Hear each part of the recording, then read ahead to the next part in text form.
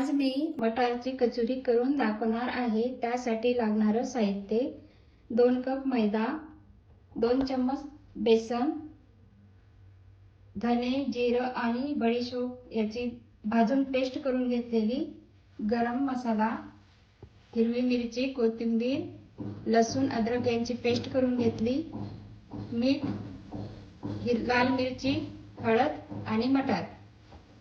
मैद्याची कणिक मळून घेणार आहे। त्यामध्ये टाकणार आहे ओवा, मीठ आणि तेल।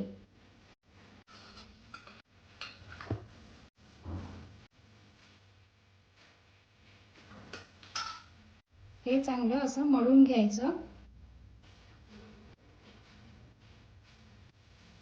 त्यानंतर याच्यामध्ये पाणी टाकून याचा गोळा करून घेणार आहे। ही कणिक मळून झालेली आहे। आता ही 15 ते 20 मिनिटं आपण अशीच मुरू द्यायची आहे। कचोरीचा मसाला बनवण्यासाठी आपण पॅन ठेवला, पॅन मध्ये तेल टाकलं, तेल गरम झालं की आपण याच्यामध्ये ठेचा टाकत आहोत।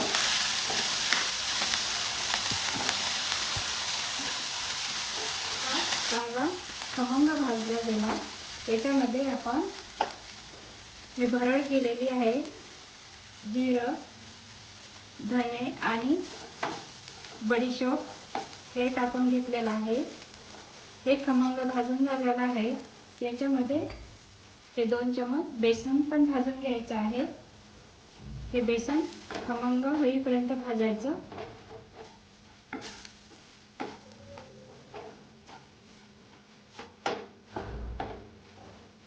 याच्यामध्ये मीठ टाकून द्यायचं आहे।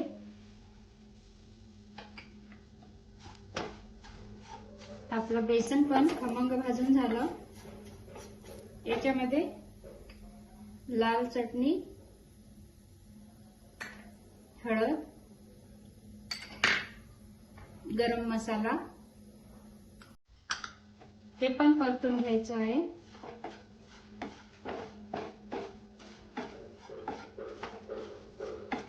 हे सर्व साहित्य परतून झाले आणि एकजीव झाले। याच्यामध्ये आपल्याला मटर बारीक केलेली आहे ते टाकून घ्यायचे आहे।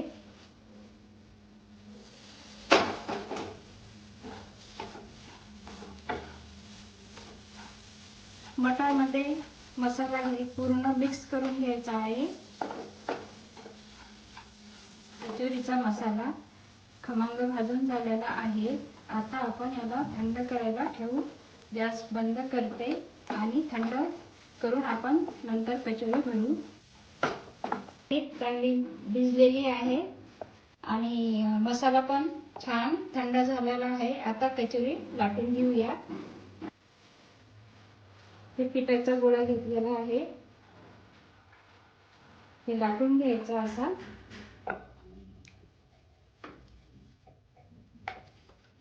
याच्यामध्ये हे सारण भरून घ्यायचं आहे आणि असं पुरण भरल्यासारखं आपल्याला हे असं बंद करून घ्यायचं आहे।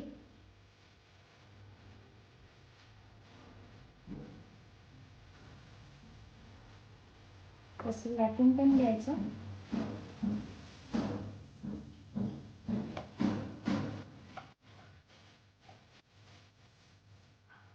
तेल तापलेलं आहे, याच्यामध्ये कचोरी तळायला घ्यायची आहे। कशी 1-2 सेकंद राहू द्यायची आहे, नंतर परतायची।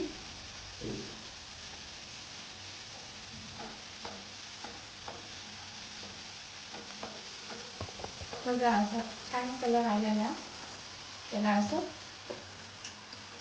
परतून घ्यायची आहे। परतून घेतले की अशी टम्म फुगली, बघा कशी छान दिसत आहे। गरमागरम कचोरी तयार आहे, तुम्ही पण करून बघा।